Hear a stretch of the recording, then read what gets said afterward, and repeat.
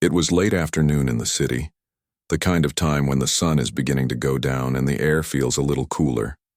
People were busy, rushing home after work, some holding shopping bags, some talking on their phones. But while everyone seemed to have somewhere to go, there was one man sitting quietly on a worn-out bench near the park. He didn't look like the others. His clothes were old. His shoes had been repaired so many times that the stitches were coming loose again. Next to him there was a small bag with only a few belongings inside. For most people walking past, he was invisible. Nobody cared to stop. Nobody cared to look. But the man wasn't bitter. He had learned to live with silence, with people ignoring him. He would often sit and watch life go by, noticing small details others didn't see. He noticed how children laughed when they played, how dogs wagged their tails when they were taken for walks, how couples argued and then made peace again. That day, as he sat quietly, he noticed a group of kids in the park. At first, it looked like they were just playing around, running and shouting. But then his eyes focused on something different. There was one boy, smaller than the rest, standing in the middle while the others circled him. Their voices didn't sound like play anymore. They sounded sharp, teasing, almost cruel. The boy tried to step back, but every time he moved, one of the bigger kids blocked his way. He looked nervous, clutching his backpack close to his chest. The man's heart tightened. He had seen that look before, the look of someone who wanted to escape but couldn't. For a moment, the man hesitated. After all, he was just someone people usually ignored, someone who didn't have much power in the world. He thought, maybe I should stay out of this. People don't like when strangers get involved. But then the boy stumbled, and one of the bigger kids shoved him lightly on the shoulder. The man didn't think anymore. His legs moved on their own. He stood up from the bench and started walking toward the group. He wasn't fast, but his steps were steady. His voice, though not loud, carried strength when he finally spoke. "Hey, leave him alone." The kids turned and looked at him. At first, they laughed. They saw a man whose clothes were worn out, someone who didn't look like he had any authority. One of them even said, "Why do you care? Mind your own business," but the man didn't back down. He looked directly at them and repeated, "I said leave him alone." There was something in his eyes, something calm but firm, that made the kids shift uncomfortably. They weren't used to someone standing up to them like that. Slowly, they muttered among themselves and walked away, pretending it was nothing. But deep down they knew they had been stopped. The boy stood frozen, holding his backpack tightly, his breathing uneven. The man walked closer and crouched a little to meet his eyes. "You all right?" he asked gently. The boy nodded, though his eyes were wet. He whispered a small thank you that was almost lost in the noise of the park. The man gave him a small smile. "No need to thank me. Nobody deserves to be treated like that." For a moment, there was silence between them. The boy looked at the man carefully, as if trying to understand why a stranger, someone who didn't even know him, would step in to help. Most people had just walked by without paying attention. But this man, who looked like he barely had anything, himself was the one who stopped. The man stood up and extended his hand slightly, not in a formal way, but like an invitation. "Come on, let's sit for a while, take a breath." The boy hesitated, then slowly followed. They sat on the same worn-out bench where the man had been earlier. The park around them was still alive with the sound of footsteps, laughter, and car horns from the street nearby. But on that bench it felt like a little bubble of calm. The man noticed how tightly the boy was holding his backpack. He said softly, "You don't have to be afraid now. They won't bother you while I'm here." The boy looked at him, his eyes still wide, and asked, "Why did you help me?" The man paused for a second. "Because I know what it feels like when nobody stands up for you, and because it was the right thing to do." The boy didn't say anything at first, but his shoulders relaxed a little. He no longer looked as if he was about to run away. Instead, he sat quietly, almost as if he felt safer now. The man glanced around the park, making sure the group of kids hadn't returned. Then he looked back at the boy. "What's your name?" he asked. The boy told him. His voice was small but clearer this time. The man nodded. That's a strong name. You should carry it with pride. The boy gave the faintest smile, the kind that showed he wanted to believe those words. Minutes passed and the park slowly grew less crowded as people headed home, but the two of them stayed on the bench, not saying much, just sharing the quiet. For the man, it was a reminder that even though life had been hard for him, he still had something valuable to give. Kindness. For the boy, it was a reminder that not everyone in the world turned away when they saw someone in trouble. Neither of them knew in that moment that this small act of courage would change their lives in ways they couldn't imagine. The man thought he was simply protecting a child from a bad experience. But fate had something far bigger waiting just around the corner, something that would leave him completely shocked when he discovered who the boy's father really was. And, with that, the first chapter of their unexpected connection quietly began, on a park bench that no one else thought twice about. The boy sat quietly on the bench, his small hand still gripping the straps of his backpack.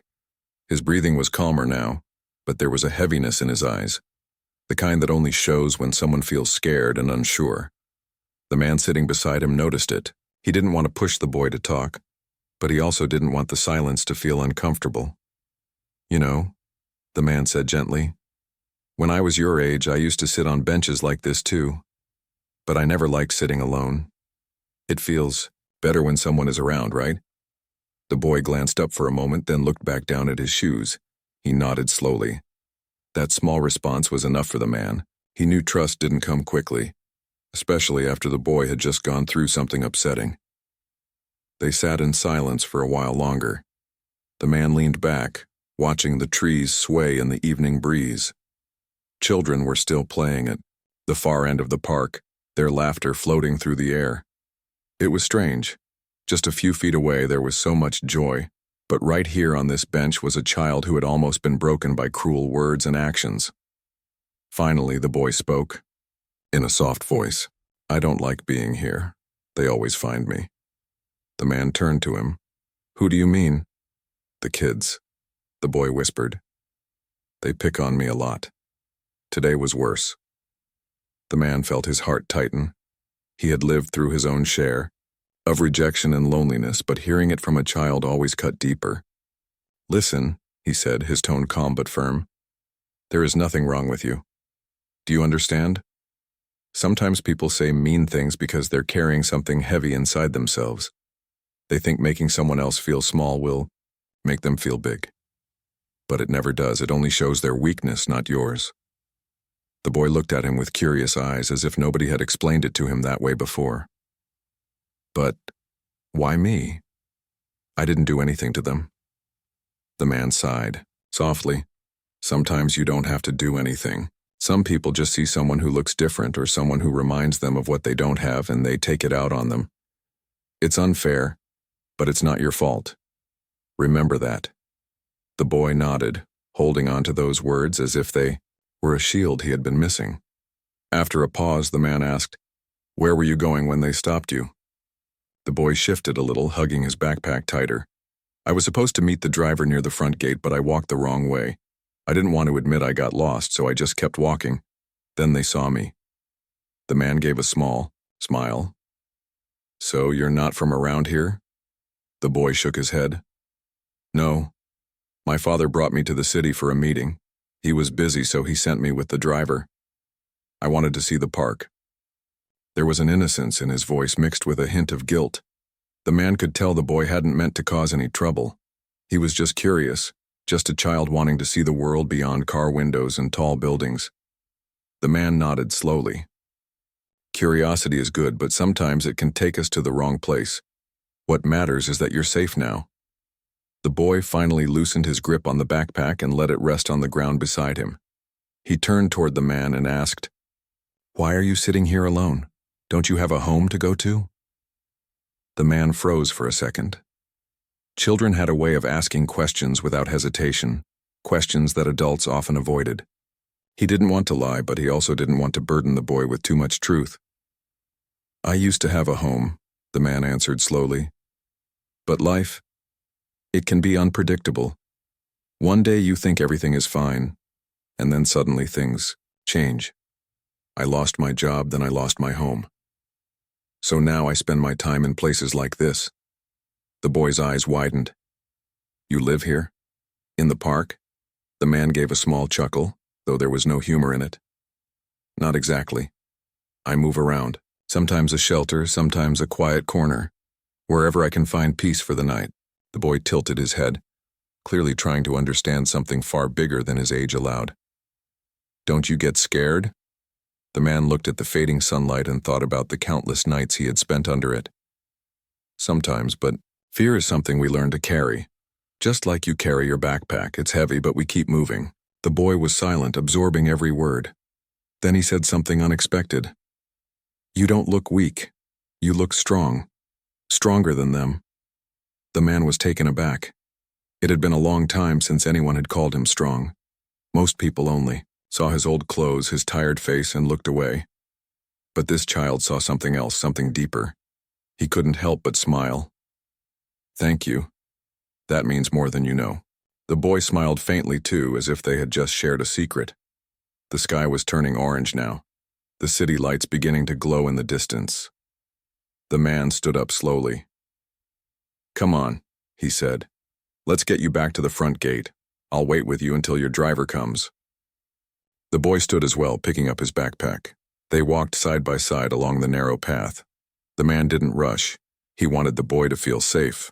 Along the way, they talked about little things, the boy's favorite subject in school, how he liked drawing cars, how he wished he could play in the park without worrying about being bothered. The man listened with patience, nodding, asking gentle questions. For him, it was refreshing to hear the pure thoughts of a child. For the boy, it felt good to be heard, truly heard, without judgment. When they reached the gate, the boy stopped and looked up at him. Will I see you again? He asked softly. The man didn't know how to answer. His life was unpredictable, each day different from the last. But he didn't want to disappoint the boy. Maybe, he said kindly. Life has a way of crossing paths more than once. The boy seemed to accept that. He gave a shy smile. Just then the sound of a car engine grew louder. A black car pulled up near the entrance, its windows tinted. The driver stepped out looking worried, scanning the area until his eyes landed on the boy. He hurried forward. There you are. I was looking everywhere. The boy quickly turned to the man. Don't go yet, please.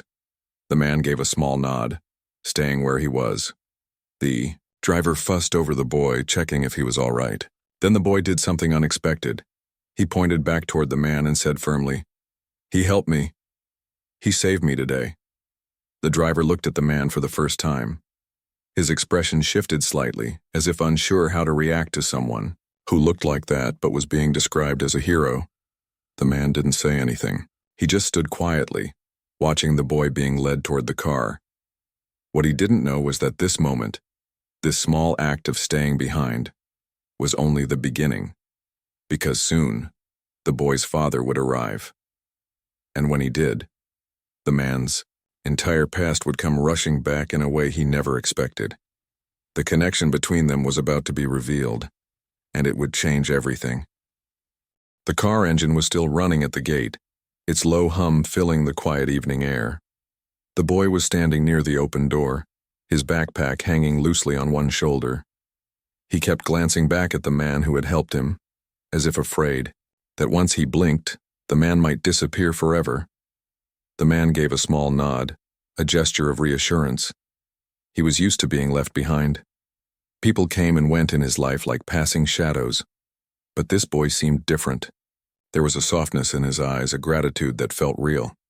The driver urged the boy, Come on. We need to leave before your father worries more.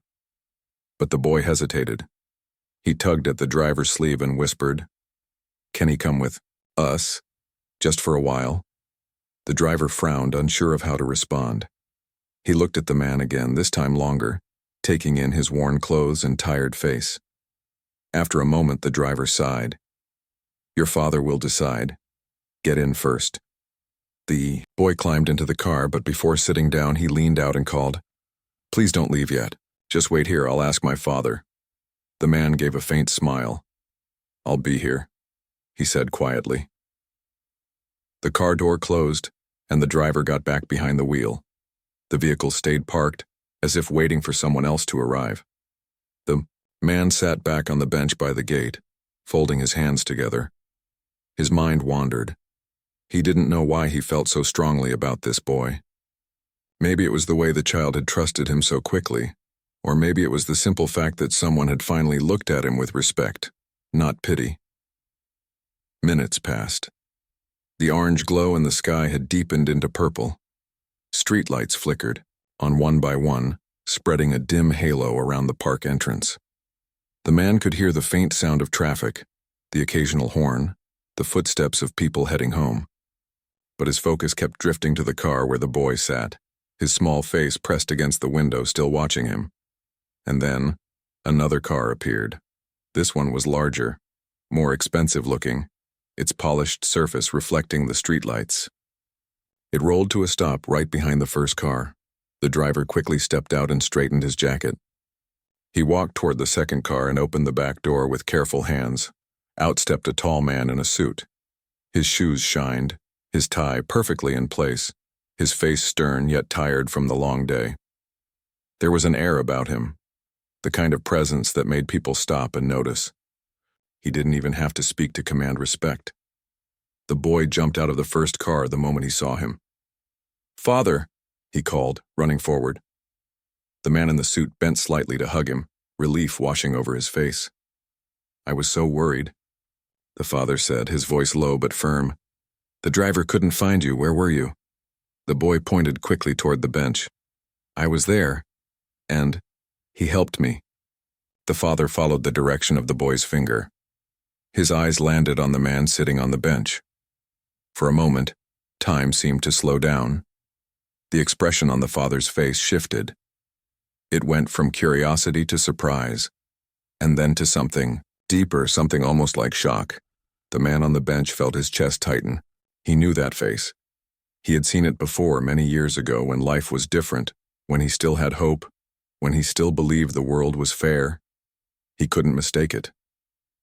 The father was someone from his past, someone he had once stood beside, worked beside, even laughed with, but now they were worlds apart.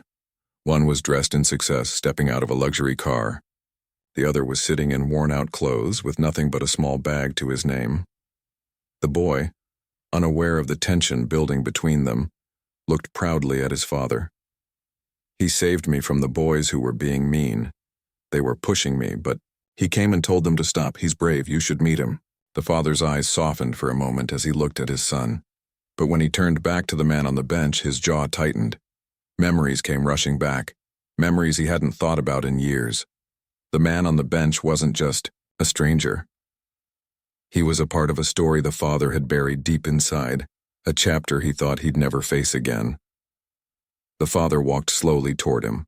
Each step was heavy, filled with hesitation. The man on the bench stood up, not out of pride but out of respect.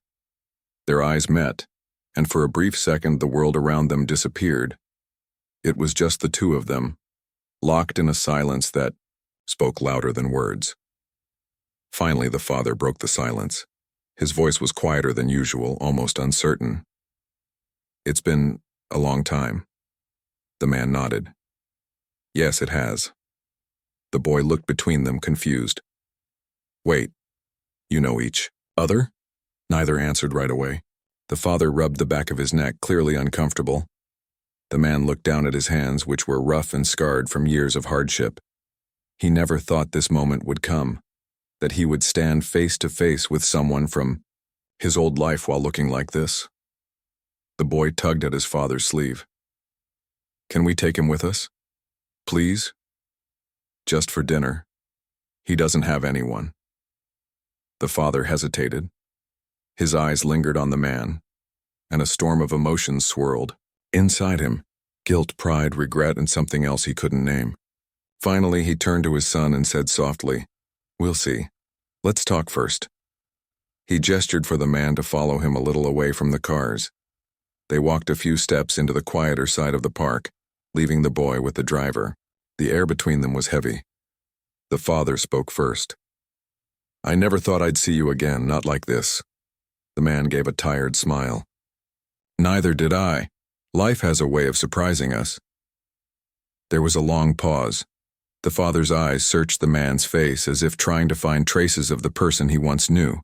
The man, in turn, studied the polished suit, the shining shoes, the confidence that came with wealth and status. It was like looking at two different worlds colliding. The father finally said, "My son, he looks up to you already. Do you know what that means?" The man shook his head. "No. But I know what it means to not let a child down. That's why I stepped in today. He didn't deserve what happened." The father's expression softened again, though his voice was still cautious. "You've changed, but there's still something the same in you. That part that never turned away when someone needed help." The man didn't respond. His heart was pounding too hard. Seeing his old acquaintance like this was stirring feelings he didn't know how to process. Before they could speak further, the boy came running toward them. "Father, can he come with us, please? Just once. He saved me. I don't want to say goodbye yet." The father looked down at his son, then back at the man. He hesitated, but finally nodded. "All right. Just for tonight." The boy's face lit up with joy. He grabbed the man's hand without hesitation, pulling him toward the car. The man felt a lump in his throat. For so long, nobody had wanted him near. And now, this child was holding his hand as if he was the most important person in the world. As they walked to the car together, the man couldn't help but wonder what destiny was trying to tell him. Why had their paths crossed again after so many years? Why through this boy? He didn't have the answers yet, but deep down, he knew this was only the beginning of something much bigger. And as the car doors closed behind them, carrying all three toward an uncertain night, the man braced himself. The past he thought he had buried was about to open again, and he wasn't sure if he was ready to face it. The car moved smoothly through the busy city streets, its tinted windows hiding the quiet tension inside. The boy sat close to the window, excited, still holding the man's hand tightly, as if afraid he might slip away. The father sat across from them, silent, his sharp eyes studying the man from time to time. The man sat awkwardly, unsure of where to place his hands, unsure of how to feel. It had been years since he had sat in a car like this. The soft leather seats, the faint smell of expensive polish, the smooth ride. It all reminded him of a life that felt like another lifetime. The boy broke the silence first. "I'm so happy you're here. Father, you should have seen how he stood up for me. He didn't even think twice." The father gave a small nod, though his expression was difficult to read. "I'm glad he was there when you needed him." The boy smiled proudly, but the man could sense the unspoken words hidden in the father's tone. Gratitude was there, but also hesitation, maybe even discomfort. After a few minutes, the car pulled up in front of a tall building. Its glass windows reflected the city lights, shining like stars. The boy jumped out eagerly, tugging the man along. "Come, you'll eat with us," he said with a big grin. The man hesitated, but the boy's grip was too strong to resist. He followed him into the building. Inside, the lobby was bright and spacious with polished floors and tall chandeliers. People at the reception desk glanced up as they walked in. Their eyes lingered on the man's worn clothes, and some even whispered quietly. The father noticed the looks, but he didn't say anything. He simply walked ahead, leading them to a private elevator. The boy, however, noticed too. He frowned and squeezed the man's hand tighter as if to say, "Don't worry, you're safe with me." When they reached their apartment, the boy ran inside excitedly. It was a large home with wide windows overlooking the city, decorated with modern furniture and art on the walls. The man stood at the entrance, his feet heavy. He felt out of place, like a shadow that had accidentally stepped into a world of light. The father gestured toward the dining table. "Sit. You're our guest tonight." The man nodded quietly and sat down, though he kept his eyes low, uncomfortable, with the luxury around him. The boy rushed to the kitchen and came back with plates and glasses, trying to set the table himself. The father allowed it, watching with a faint smile. When the food was finally served, the boy eagerly pushed a plate toward the man. "Eat as much as you want. Father always says we should never waste food." The man looked at the steaming meal in front of him. It had been days since he had eaten something warm, something that smelled this good. He whispered, "Thank you," and picked up a fork slowly, almost shyly. The boy dug in happily, chatting as he ate. "Father, did you know he used to live in a home before? But then things changed and now he stays in different places. Isn't it sad? We should help him." The father's fork paused in midair. His eyes flickered toward the man who kept eating, silently, not daring to meet his gaze. "Life is complicated," the father said after a pause. "Not everything is as simple as helping or not helping." The boy frowned. "But he helped me. Doesn't that mean we should help him too?" The father didn't answer. He leaned back in his chair, staring at the man with a mixture of curiosity and something heavier, perhaps guilt. Finally, the father spoke directly to him. "You know, when I first saw you at the park, I thought my eyes were playing tricks on me. I never imagined I'd find you like this." The man set his fork down slowly. His voice was low. "Neither did I, but this is where life brought me." The boy looked between them, confused. "So you really know each other? From before?" The father nodded. "Yes, a long time ago. We worked together once. Back when things were very different. Boy's eyes widened. "Really? That means you were friends?" The man gave a faint smile. "You could say that." But the father didn't smile. His face was serious, his eyes fixed on the man as if searching for the past hidden behind the present. The boy, too young to understand the weight of their silence, kept talking. "Then you should help him, Father. Please. He doesn't deserve to live on the street. You always told me we should never forget the people who matter." The father's expression softened at his son's words. He turned his gaze away for a moment, as if hiding something. The man finally spoke. "I didn't come here to ask for help. I came because your son insisted, and because it was good to see you again, even like this." The father leaned forward, his voice lower. "Do you know how strange this is for me? To see you sitting here in my house after all these years. I thought you'd gone far away. I thought I'd never have to face this moment." The man's hands tightened around his fork. "And yet, here we are." The boy looked between them again, sensing the heaviness in their words. He whispered, "Why do you both sound like you're angry at each other?" The man shook his head, quickly. "We're not angry. Sometimes grown-ups just carry memories that are hard to talk about." The boy tilted his head, still puzzled, but he didn't push further. Instead, he leaned his chin on his hand and said softly, "I think you're both brave, just in different ways." The room fell silent again. The father stared at his son, then at the man across the table. He couldn't deny what his boy was saying. The man who sat before him, despite everything, had shown bravery today, the same kind of bravery he once remembered seeing years ago. Dinner ended quietly. Afterward, the boy insisted the man stay a little longer. He pulled him toward the living room, showing him his drawings, his toy cars, and even a book he was reading. The man listened patiently, smiling at the boy's excitement. For a brief moment, he almost forgot his struggles. For a brief moment, he felt human again, not invisible. But the father was watching from a distance, arms crossed, deep in thought. He could not ignore the truth. The man who had once been part of his life was now sitting in his home because his own son wanted him there. Destiny had brought them back together in the most unexpected way.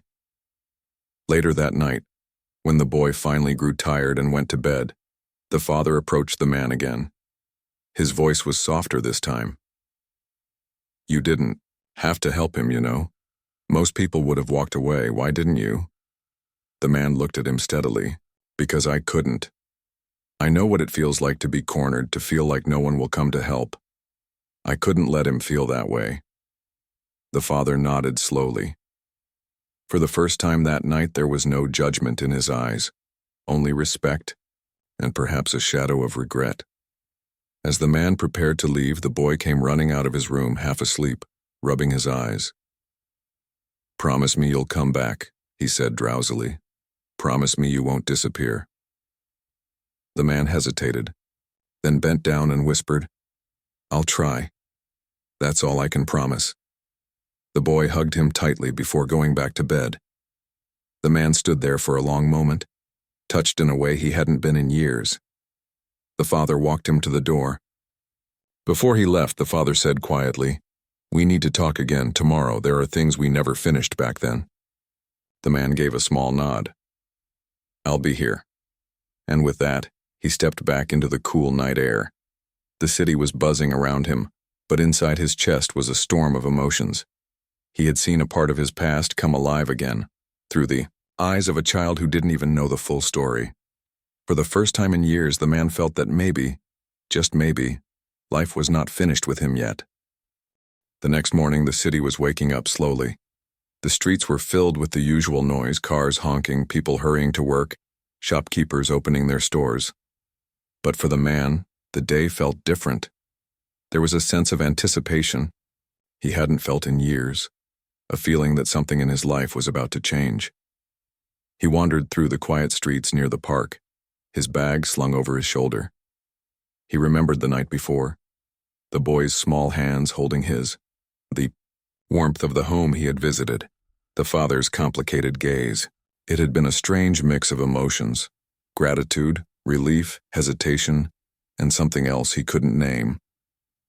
As he approached the park, he saw the boy already waiting by the gate, his backpack slightly crooked, but his eyes bright and alert. The boy ran up as soon as he saw him. "You came," he said excitedly.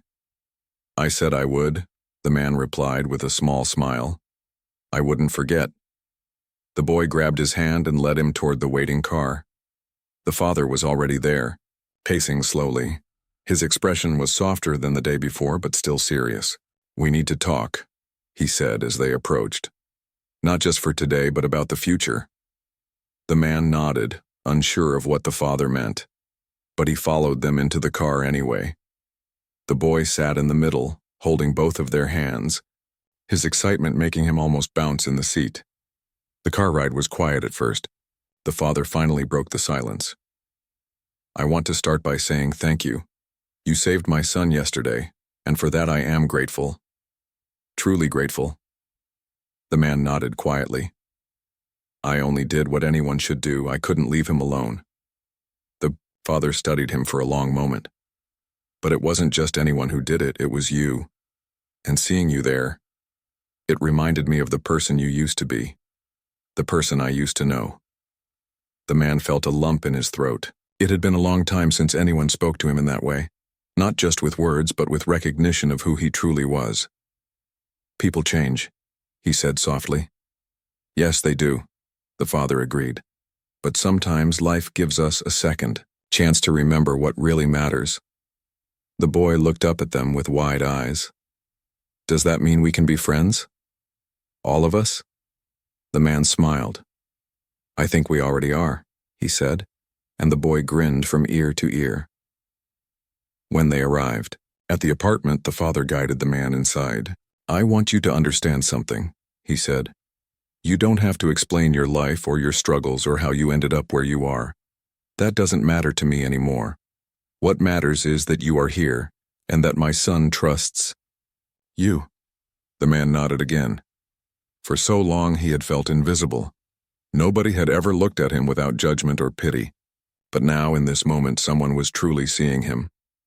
The father continued, "I know life hasn't been easy for you, and I know pride can make asking for help difficult.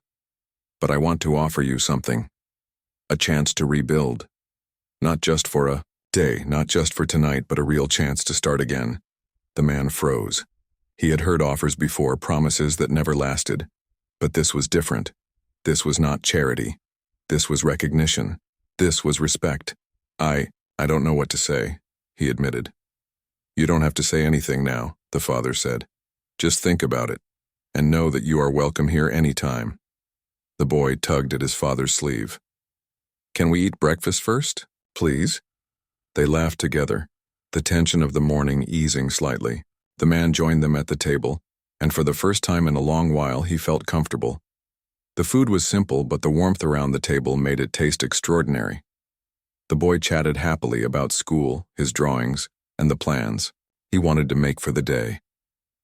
After breakfast, the father took him aside in the living room. "I've thought a lot since yesterday," he said quietly. "I can't ignore the past anymore. I was wrong to let our paths separate so many years ago. Life moved too quickly, and I didn't see how it affected you. But I want to make it right." The man listened carefully, unsure what would come next. "I want to help you," the father continued. "Not because I owe you anything, but because you deserve it. And because my son sees something in you that I hope you never lose. The courage to stand up when it matters most." The man's eyes filled slightly with emotion. It had been so long since someone had believed in him like this. Someone had seen his worth beyond his circumstances. Thank you," he whispered. The father placed a hand on his shoulder. "We'll figure this out together. I'll make sure you have a stable place to stay, and if you want, we can even help you find work, a fresh start. The boy, he wanted you here because he trusts you, and I trust him." The man nodded, the weight in his chest lifting slightly. For the first time in years, he felt a spark of hope. Later that day, the boy returned from school, running straight into his arms. "I told you you're staying." "I'll try my best," the man said, smiling down at him. The father watched them from the doorway, a faint smile on his face. He knew this was just the beginning, but it was a beginning that mattered. It was a chance for healing, for forgiveness, and for building something new from the pieces of the past. Days turned into weeks, and slowly, the man started to feel at home.